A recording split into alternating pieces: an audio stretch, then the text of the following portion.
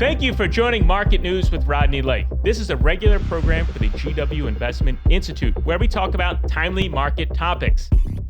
I'm Rodney Lake, the director of the GW Investment Institute. Let's get started. Welcome back to Market News with Rodney Lake. I'm your host, Rodney Lake.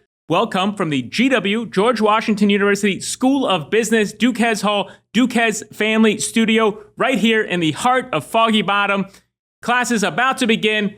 Great time to be on campus. This is a program from the GW Investment Institute. Our students manage a little over $10 million of endowment funds. So their client is the university. And we train our students how to manage that money, how to do security analysis, how to build quant models, how to look at real estate investment trusts, how to think about venture capital. And so all that happens here, and it's about to get started. We're super excited about that. Excited to welcome our students back to campus and get back to work. Remember, not investment advice, educational purposes only. Today, we're going to cover a company that is in our portfolio, one of our portfolios. That company you've probably heard of, and if you're a farmer or you run big machinery, you might have even had one of their machines, or if you have a lawnmower too. The company is John Deere, Deere and Company. The ticker is DE. Now, this has been in our portfolio. It hasn't performed all that great. Now, this is a massive company on the CapEx side, big machinery, and so this is not a, high margin software as a service business, but it is an important business and an important business for the U.S. And so let's dive into this. We're going to use the GW Investment Institute framework, business, management, price valuation, and balance sheet to analyze this company. And we'll go step by step. And at the end, we'll pull it all together. I'll let you know what I think about, what are the things that you should be thinking about for John Deere? And certainly our analysts in the fall here are going to need to start thinking about this company and how does it fit in the portfolio? Does it continue to make sense to hold it? Should we size up this position? Should we reduce this position? Should we take it out of the portfolio altogether? But our analysts will be working on that, and they'll be working hard this fall semester on all of our portfolios, including this company right here. So let's first dive in. John Deere. So what do? I think most people really understand what they do, right? So they make big machinery, and they have,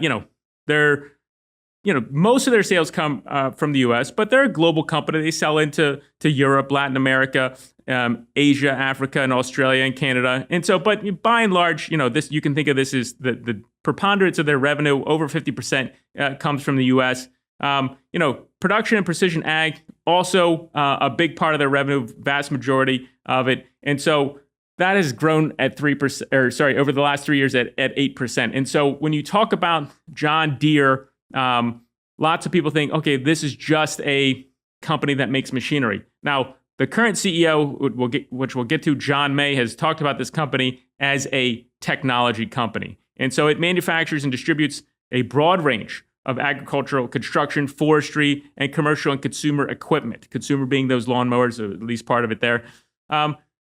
But now it says, okay, well, this precision ag part and all the things that they're trying to do, this is really a technology company. So says the CEO, John May, and we're going to talk about management here when we get to it. So on the business side, I think most people know what they do, know what their products are, know what people use them for. Obviously, they're in the farming, the ag business, and the construction business, and all the way down to people mowing their grass and using them on the consumer side. So I think people are at least familiar with this company, which is not always the case in some of the companies that we own in the portfolio. Now, this is not quite as familiar as a Procter & Gamble where you use Tide, maybe every day in your household washing clothes, but it's something that people can relate to, I think, certainly on the consumer side, but understanding what farmers do with these things, planting crops and harvesting them, for example. All right, on the market cap side, this is a large company, but not enormous, $133 billion market cap for John Deere, the ticker DE. So that's a big company, but it's not an enormous company. So let's now dive into the financials here. So when we talk about the financials, again, we start with the market cap just so we get a sense of how large this company. Remember, you're in the trillions of dollars with companies like NVIDIA and Apple and Microsoft. So it's not that large, but it's still a very significant company, $133 billion. Still a lot of money in 2025, but not in the trillions of dollars. All right, so let's go for revenue first. All right, so last reported number, the trailing last 12 months here, 727 is the report that they have out, 2025. The revenue, $44 billion. So that's good. So or that's not good rather, but it's where it was. What happened? That's minus 20%. So not good, right? You could talk about impacts from the tariffs, and they're still sorting their way through how that's all going to work out. You could say that there's maybe an industrial slowdown for their clients or uncertainty, and so maybe people don't want to purchase. And so there's all kinds of things that can be happening in that space. But it's important for us as shareholders to really try to figure out what do we think is happening. So, all right, well, let's look at the revenue over time. Is this a one-time thing, or has this been happening even pre-tariffs, for example? And so if you look back to 2021, you're at $44 billion. So basically, we did a round trip since 2021. That's not great, right? 4 years later, their fiscal is 1030, so it's just shy of the 4-year period. But we've almost just done a round trip. Not great. And actually, the projected full year, which is 1031, which is their fiscal year, is going to be lower at $38 billion. So that's not great. That's a projection, and that would be minus 26%. And again, that's lower than the 1031-2021 number. So that's a big concern. That is definitely raising some red flags for us as analysts to say obviously if you only have that data point, that's still a big concern and we're going to have to dig more. But certainly it would say, okay, well, we got to work on this. Okay, well, what else has been happening on the revenue side? 2022, you were at 52. That was a 19% increase. That's very good. Then you go to 23, 16%. So decline in that second derivative, but overall growth in the first derivative. And then 51 million in 2024. Again, this is a 10/27, basically October month end for their fiscal year. And that was minus 15%. Not good. And if you look at the projection for the full year, which will be 10/31/2025, you're talking minus 26. And then 26, that minus 26%. And then in 2026, the 10/31 number, 41. So that's 8.5. That's pretty modest growth. Obviously, it's a big company, so those are reasonable numbers. But that's not great. And again, that puts you less than 5 years ago at $44 billion on the revenue side. So, that's something that we should be concerned about. Something that, where do we think this growth is coming from? Do we think that that's going to continue to have headwinds, that the tariffs and the customers abroad, are going to be impacted by that? Well, we'll have to wait and see there. Let's dive into the gross margins. So the gross margins, these aren't terrible. So if you look at the gross margins in the last 12 months, July month end, you're talking 39, almost 40%. So that's good. And if you look back, 21, it was 33, 22, 32, 23, 38, and then 24, 40, and then I gave you the last 12 months and the projected here, going to 28, not good, going to 29, not good. And so what's happening? That's something we're going to have to dive into, and certainly our analysts are going to be thinking about what's happening there. Now, why have the gross margins improved? Well, if you're trying to get to be more of a technology company and you're selling more things for precision ag, those can be higher margin. If you're selling systems and you're selling services on top of those systems to clients, to farmers, with the precision ag, that can be helpful. And if you're selling really technology products, obviously that have higher profit margins than the machinery, so the machinery plus all the tech plus the services, that can help you drive that. Now, that big headwind, that's not been happening though. It's going the other way. It has happened, and it seems to be trending the other way.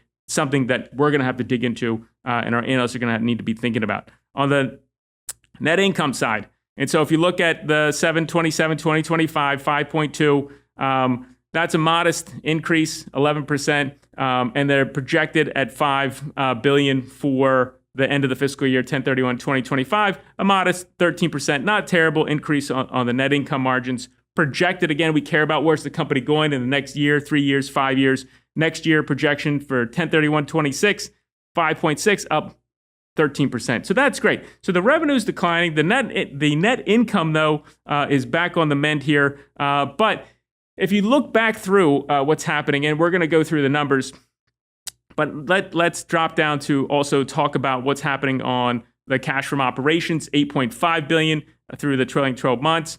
And then you're minus $4.5 billion in capex. So they're putting a lot of money to work. That's good. So as investors, if you can deploy this capital back into the business and get high returns, that's great for us. It's very tax efficient for for the shareholders overall. And it's also, if they know what they're doing and they have those growth opportunities, they should be deploying that capital back in there. And free cash flow, $4 billion. That's not bad.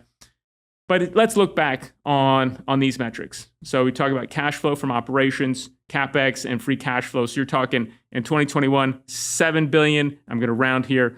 $2.5 billion for CapEx and $5.1 billion for free cash flow. Not bad.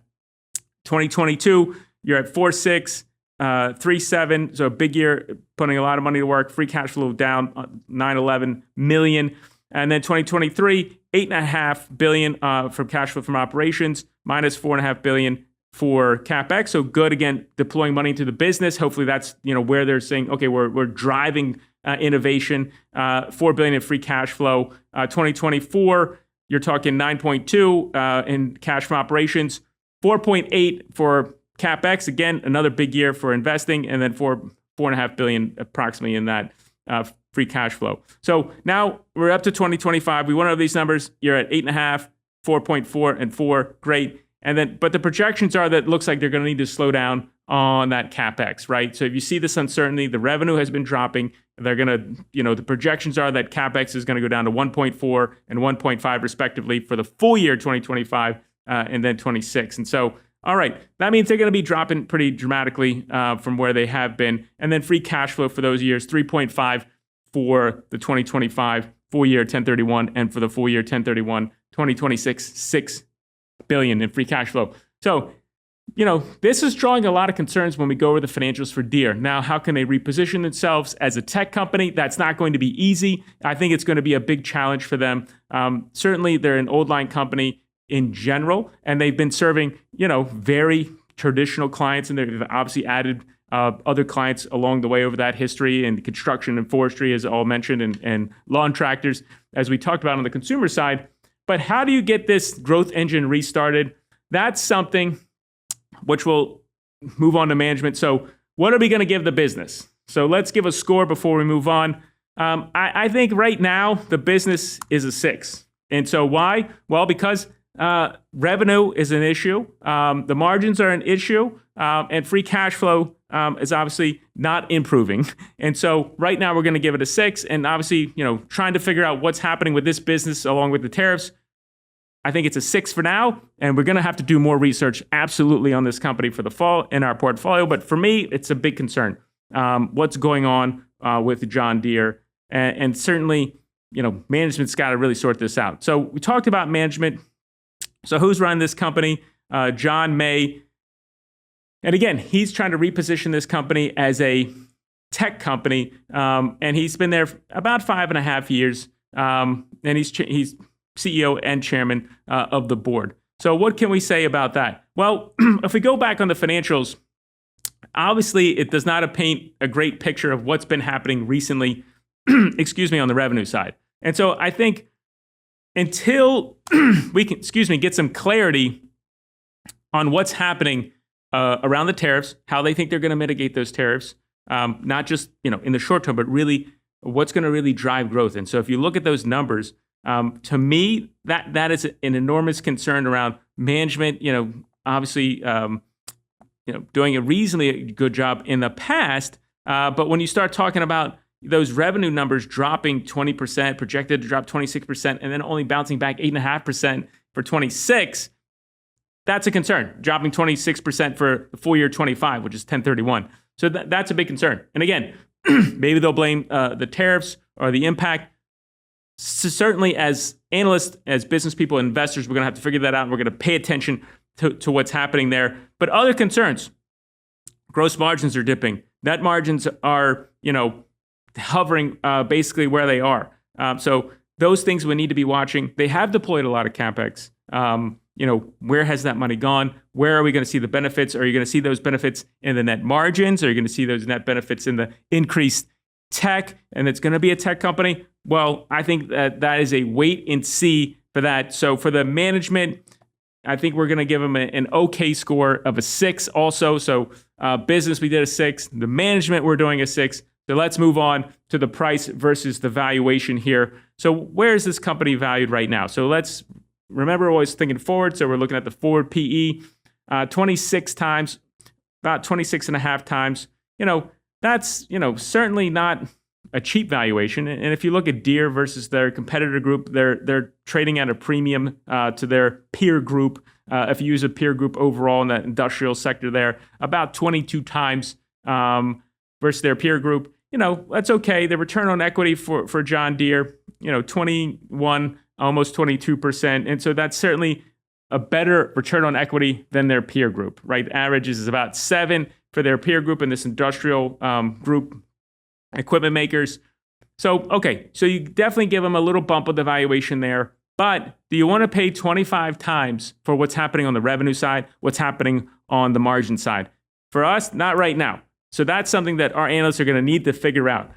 25 times seems a little bit unreasonable, let's say, to me, based on what's happening. So we're going to have to dig in. We're going to have to really pay attention to what's happening on the revenue side, on the gross and the net margin side, and make sure that this transition to a technology company is actually going to happen, that this management team, John May and company, can actually execute on that thesis. And so as analysts, I think we need to really be watching for that. So on the valuation side, I would also give them a 6. And so we could probably ding them a little bit further down, but we're gonna do that for now. All right, so now let's move on to the balance sheet. All right, so if we go to the balance sheet, what's happening there? Well, that's not good news there. And so again, not painting a great picture of what's happening there. And so on the cash and cash equivalents, if you look at the 7/27/2025 last reported numbers here, 9.9, let's say 10 billion, rounded up, be kind. On that, you have a big preferred here, which is not great, and it's increased from 36 to 54. So that puts pressure on obviously the equity holders. But even worse here, you got debt of 66 billion. So you got net debt nearly $56 billion, or approximately a little bit more than $56 billion. Not great, which with a slug of big slug of preferreds, not also great for standard equity holders. So that's not a comfortable place to be. This is not going to help us sleep at night. So this balance sheet is going to keep us awake, and we're going to be concerned about that. So let's also then check, okay, well, what do we think the interest coverage ratio? Remember, that's earnings before interest and taxes over the interest expense. So, what's that number look like for John Deere? Well, we like to have 10 or better at a minimum. And right now, earnings before interest and tax over total interest expense, 3.7. That's not great. So the balance sheet is a big concern. That's a lot of net debt. This definitely is going to keep us up at night. And if you think about what management has been doing over time, let's take a look at that. And so the current is bad. Where have they gone? Is it bad, but it's been improving? Well, let's look at it over the last few years. And so it's basically getting worse. And so if you think about 2021, 8 billion, 8.7 billion, and total debt 448, and 36 in preferreds, 36 billion.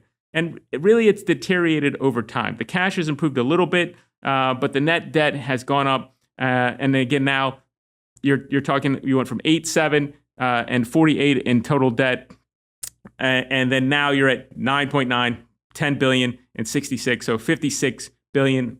Preferreds have gone from 36 to 54. So this is not a great situation. And so if you think about management's job on managing the risk for balance sheet, we're equity investors for John Deere. So we're not holding any of the debt. So for us, that's a big concern and absolutely keeping us up at night. So this is another red flag on John Deere's, putting, this transition into a tech company it's not working as quickly as it should.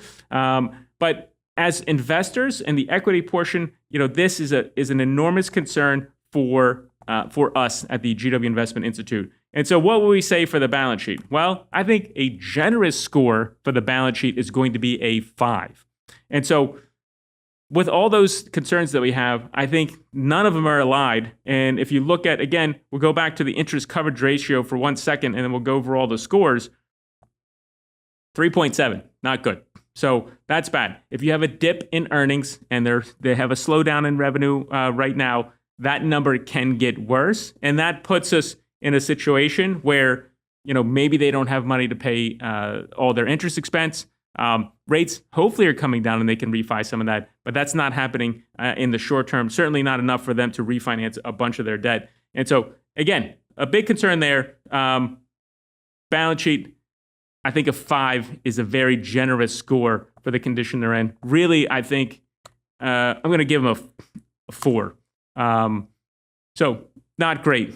Really, I think let's go even 3 on this. All right. So 3 on the balance sheet. I think it's bad, getting worse. Interest coverage ratio really low, not good. That's a 3. That's maybe one of the lowest scores you've given out recently for the balance sheet. All right. So let's go over all the components. Business management, price valuation, and balance sheet to pull the episode together here at the end. The business we gave a 6. Big concern, again, deteriorating fundamentals here on the revenue side, on the margin side, on free cash flow side. Impact from the tariffs possible. Maybe, this transition to a tech company not working as well as it should. Management, correlated with, lack of that transition on the business side, also giving them a 6 there. And I think really mismanagement of the balance sheet connected to there. These pieces are all obviously interconnected.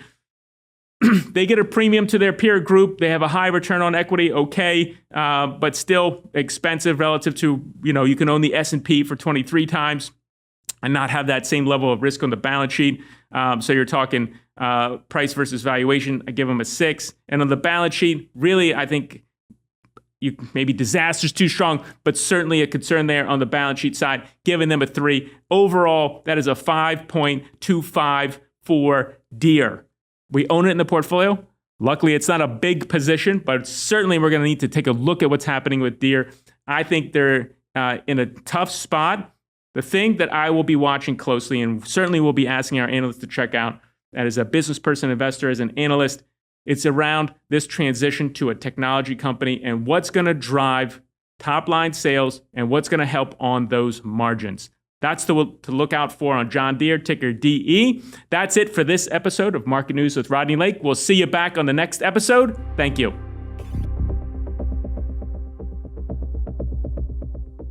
Disclaimer, the content shared in the GW Investment Institute podcast is for informational and educational purposes only and should not be considered investment advice. The opinions expressed in this podcast are those of the host and guest and do not necessarily reflect the views of the GW Investment Institute or the George Washington University. Listeners should not act upon the information provided without seeking professional advice from a qualified financial advisor. Investing involves risks, including the loss of principal. The GW Investment Institute, the George Washington University, and the podcast hosts do not assume any responsibility for any investment decisions made based on the content of this podcast. Always conduct your own research and consult with a financial advisor before making any investment decisions.